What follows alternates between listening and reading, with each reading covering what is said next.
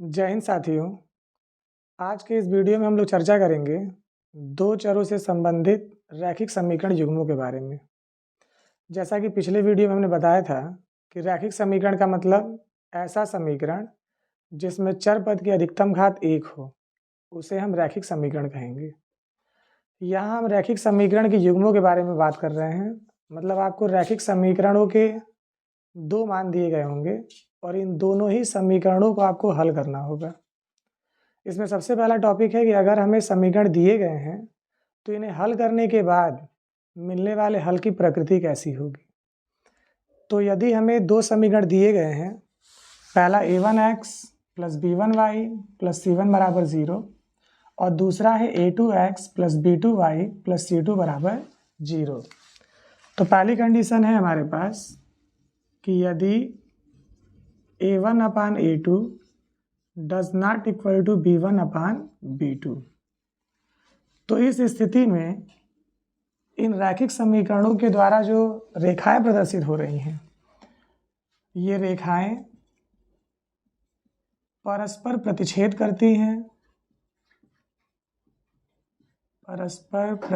करती हैं तथा इनका केवल एक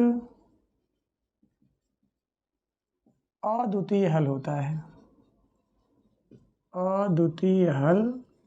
है। दूसरी कंडीशन है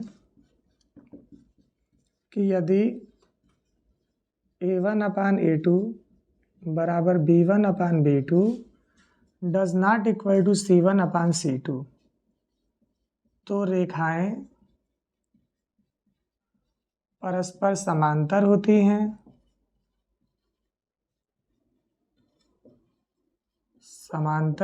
हैं तथा इनका कोई हल नहीं होता। तीसरी कंडीशन है कि यदि a1 अपान a2 बराबर b1 अपान b2 बराबर c1 अपान c2, तो रेखाएं परस्पर समपाती होती हैं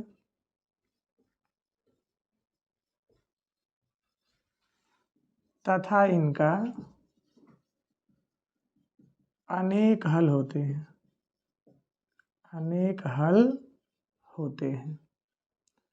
ये तीन कंडीशन है। इन तीनों कंडीशनों से हमें ये पता चलता है कि किस स्थिति में रेखाओं द्वारा प्रदर्शित जो हल हैं, उन हलों की प्रकृति कैसी है। अगर हमें दिए गए समीकरण युग्म से कोई ना कोई हल मिल रहा है, तो इस स्थिति को हम कहते हैं कि हमारे समीकरण का संगत हल है। संगत हल का मतलब कि हमें कोई ना कोई हल प्राप्त हो रहा है। लेकिन अगर हमें कोई हल प्राप्त नहीं हो रहा है, इसका मतलब है कि हमारे दिए गए समीकरण का असंगत हल है। जैसे हमारी जो पहली और तीसरी स्थिति है, पहली स्थिति में हमें एक हल मिला है और तीसरी स्थिति में हमें अनेक हल मिले हैं। मतलब ये दोनों स्थितियां संगत हल की हैं। अगर हमें पूछे कि संगत हल है कि नहीं, तो अगर ये दोनों स्थितियां मिलती हैं तो हम कहेंगे कि हमारे समीकरण युग्मों का संगत हल है। लेकिन अगर ये दूसरी स्थिति मिल जाए तो दूसरी स्थिति में हमें कोई हल नहीं मिला है, मतलब ये स्थिति हमारे असंगत हल की है। इस स्थिति में मिलने वाले हल असंगत हैं। अब हम कुछ सवालों पर चर्चा करते हैं कि कैसे हम डिफाइन करेंगे कि हमारे दिए गए समीकरण युग्मों के हल संगत हैं या असंगत हैं। अब मान लीजिए हमें दो समीकरण युग्म दिए गए हैं। पहला समीकरण युग्म है हमारा 2x plus 3y plus 7 is equal to 0। दूसरा समीकरण युग्म है x plus 2y plus 9 is equal to 0। हमें इनकी तुलना करनी है समीकरण युग्मों के बेसिक समीकरण से। बेसिक समीकरण हमने कहा कि पहले का है a1x plus b1y plus c1 बराबर 0 और दूसरे का है a2x plus b2y plus c2 is equal to 0। अगर कंपेयर करें हम तो पहले वाले के x का गुणांक a1, y का गुणांक b1 और अचर पद है c1। तो यहाँ देखिए x का गुणांक 2 है, मतलब a1 is equal to 2, y का गुणांक 3 है तो b1 इज इक्वल टू 3 और अचर पद c है 7 है तो c1 is equal to 7। Same वैसे ही दूसरे समीकरण की तुलना करें तो x का गुणांक a2, y का गुणांक b2 और अचर पद c2 है। तो यहाँ x का गुणांक 1 है तो a2 is equal to 1, y का गुणांक 2 है तो b2 इज इक्वल टू 2, अचर पद 9 है तो c2 इज इक्वल टू 9। अब कंपेरिजन करें तो a1 upon a2 is equal to 2 upon 1। अगर b1 अपान b2 निकालें तो b1 upon b2 is equal to 3 upon 2 और c1 upon c2 is equal to 7/9। यहाँ देखते हैं कि हमारा a1 upon a2 b1 upon b2 के बराबर नहीं है। अगर बराबर नहीं है तो फिर हमें आगे कंपेयर करने की ज़रूरत नहीं है। अगर ये दोनों बराबर होते तो फिर हम देखते कि ये c1 अपान c2 के इक्वल है कि नहीं है। तो यहाँ से हमें मिलता है कि a1 upon a2 does not equal to b1 upon b2। तो ये हमारी पहली कंडीशन है कि अगर a1 upon a2 does not equal to b1 upon b2 तो रेखाएं परस्पर प्रतिच्छेद करती हैं और उनका केवल एक अद्वितीय हल होता है। मतलब इन समीकरण युग्मों का हल हमें मिल रहा है। यदि हल हमें मिल रहा है मतलब इसका संगत हल होगा।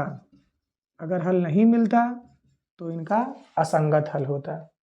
तो ये तो समझ चुके होंगे कि कंपैरिजन करके हम निकाल सकते हैं कि कैसे संगत हल मिलेगा, कैसे असंगत हल मिलेगा। और अगर समीकरण युग्म दिए गए हैं तो उनके द्वारा प्रदर्शित रेखाओं की प्रकृति कैसी होगी। जय हिंद साथियों, पिछले वीडियो में हमने देखा था कि अगर हमारे पास दो चरों से संबंधित रैखिक समीकरण युग्म है तो उन रैखिक समीकरण युग्मों द्वारा प्रदर्शित हलों की प्रकृति क्या होगी। आज के इस वीडियो में हम लोग चर्चा करेंगे कि अगर हमारे पास रैखिक समीकरण युग्म है तो इन रैखिक समीकरण युग्मों को हम हल कैसे करेंगे। यदि हमें रैखिक समीकरण युग्म दिए गए हैं तो रैखिक समीकरण युग्मों को हल करने की हमारे पास 3 विधियां हैं। पहली विधि है प्रतिस्थापन विधि, दूसरी विधि है विलोपन विधि और तीसरी विधि है बज्र गुणनखंड विधि। तो हम सवालों को तीनों विधियों से हल करके देखेंगे, क्योंकि अगर बोर्ड एग्जाम में प्रश्न आपको दिए जाते हैं तो बोर्ड एग्जाम में क्लियर होता है, वहाँ विधि दी गई होती है कि आपको दिए गए समीकरण को किस विधि से हल करना है। तो सबसे पहले हम कोई रैखिक समीकरण युग्म लेके चलते हैं और उस रैखिक समीकरण युग्म को हम लोग सॉल्व करेंगे। जैसे अगर हमें दिया है x + 2y is equal to 5 और फिर अगला दे दिया है 2x + y is equal to 4 और कह रहा है कि इस समीकरण युग्मों को आप क्या करें, हल करें। तो सबसे पहले समीकरण को हमने माना 1 और दूसरे को हमने माना 2।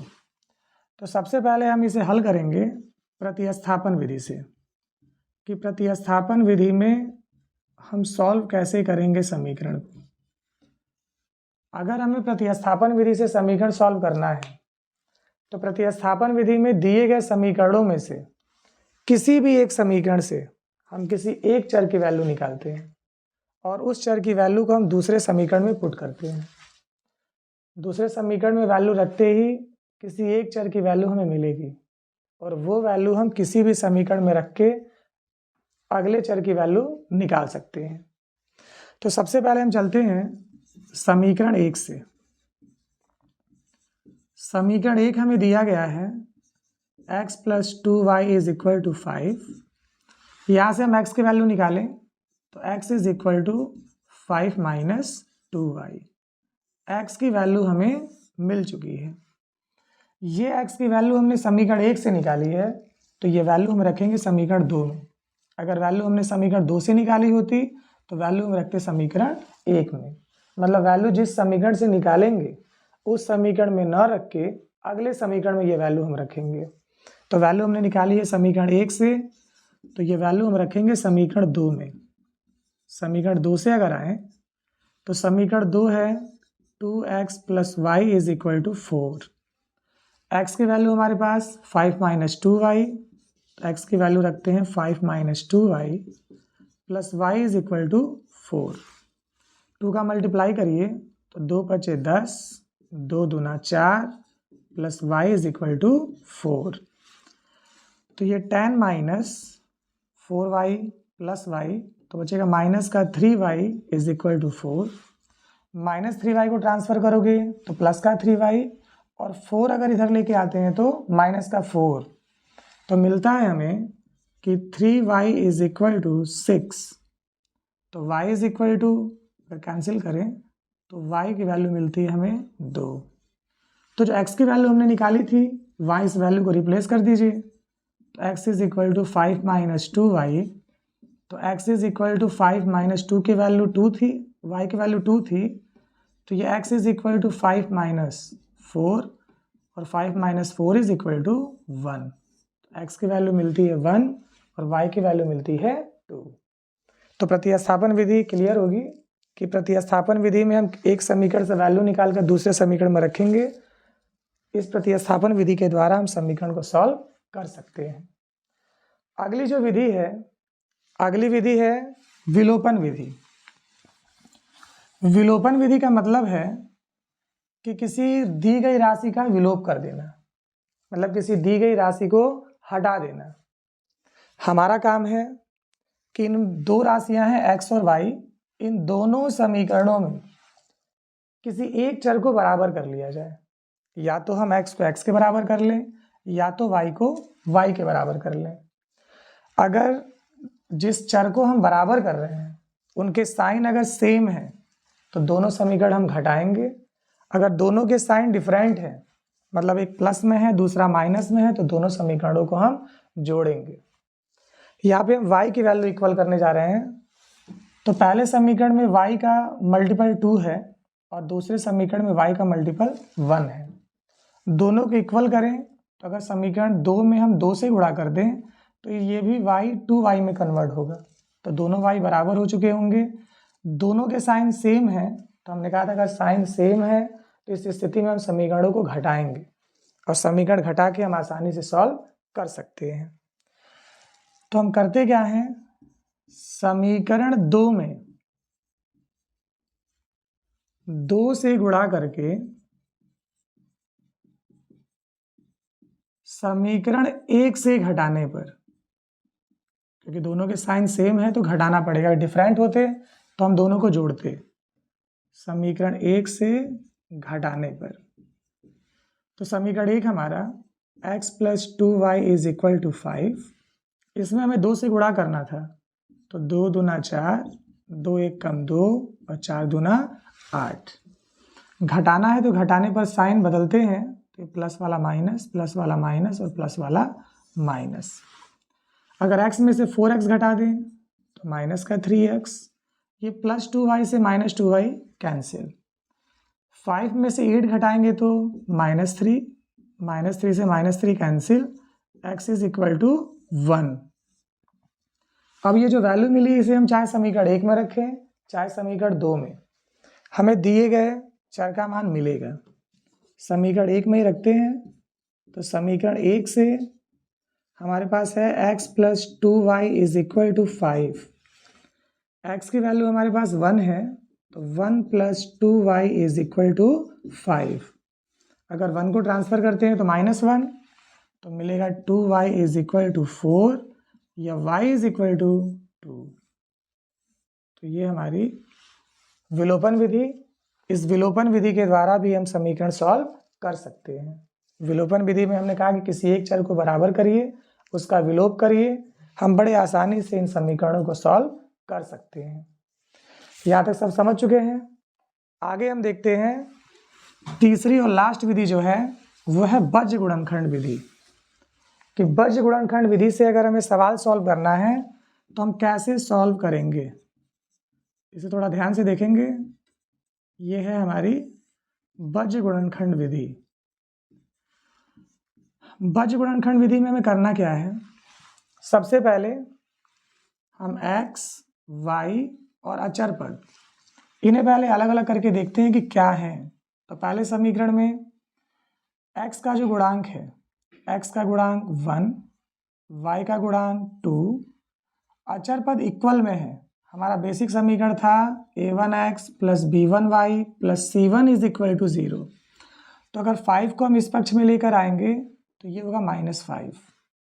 दूसरे में देखें तो x का गुणांक है 2, y का गुणांक है 1 और 4 को अगर इधर लेके आएंगे तो हो जाएगा -4। हम सबसे पहला कॉलम बनाते हैं x, दूसरा y और तीसरा 1।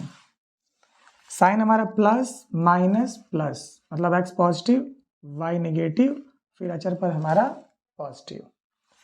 x के अपान में जब चलेंगे तो जो x के गुणांक है उनसे हमें कोई मतलब नहीं है। बचे हुए गुणांकों को हमें ध्यान से देना है। बचे हुए गुणांकों में हमें गुणा करना है, पहले ऊपर से नीचे फिर नीचे से ऊपर, और गुणा करने के बाद इन दोनों का डिफरेंस निकालना है। तो अगर हम गुणा करें तो 2 चौको 8, लेकिन -8 मिल रहा है ना, क्योंकि प्लस इंटू माइनस माइनस, घटाना है तो माइनस, गुणा करें तो 5 एकम 5, माइनस का 5 मिलेगा, इक्वल टू -1/। तो जब हमने x लिया था तो x के गुणांक से हमें कोई मतलब नहीं था, जब y लेंगे तो इस y के गुणांक से हमें कोई मतलब नहीं है। बाकी के जो गुणांक बचे हुए हैं सेम वैसे उनका गुणा करना है, पहले ऊपर से नीचे फिर नीचे से ऊपर, और दोनों को घटाना है। तो गुणा करें तो 4 एकम 4 मिलता है -4, घटाना है तो माइनस, और 2 बचे 10, माइनस का 10, इक्वल टू 1/। अब जब हमने अचर पद लिया है तो हमें अचर पद के गुणांक से कोई मतलब नहीं है। बाकी बचे हुए गुणांकों का क्रॉस मल्टीप्लिकेशन करिए, पहले ऊपर से नीचे फिर नीचे से ऊपर। तो 1 एकम 1, घटाना है तो माइनस, और 2 दूना 4, तो मिलता है हमें x/, -8 और minus minus plus is equal to -y, -4 और माइनस माइनस प्लस 1/-3। तो ये होता है x/। अगर हम -8 में 5 जोड़ेंगे तो माइनस का 3, -y/, -4 में 10 जोड़ेंगे तो प्लस का 6 इज इक्वल टू 1/-3। ये तीनों ही राशियां आपस में बराबर हैं, पहली दूसरे के, दूसरे तीसरे के, मतलब पहली भी तीसरे के इक्वल है और दूसरी भी तीसरे के इक्वल है। इनको बारी बारी से इक्वल दिखाएं अगर हम, तो x/-3 इज इक्वल टू 1/-3। -3 भाग में है, ट्रांसफर करते हैं तो गुणे में आएगी, तो -3/-3, -3 से -3 cancel, x is equal to हमें मिलता है 1। ये दूसरी वैल्यू भी तो तीसरे के इक्वल है, तो -y/6 इज इक्वल टू 1/-3। अगर हम इसे ट्रांसफर करें तो पहले तो माइनस से माइनस कैंसिल कर लीजिए, इसे ट्रांसफर करते हैं तो 6/3 और 3 दूना 6, तो y इज इक्वल टू 2। तीनों ही विधियां बहुत आसान हैं। आशा करते हैं कि आप सभी को तीनों विधियां अच्छे से समझ में आ गई होंगी।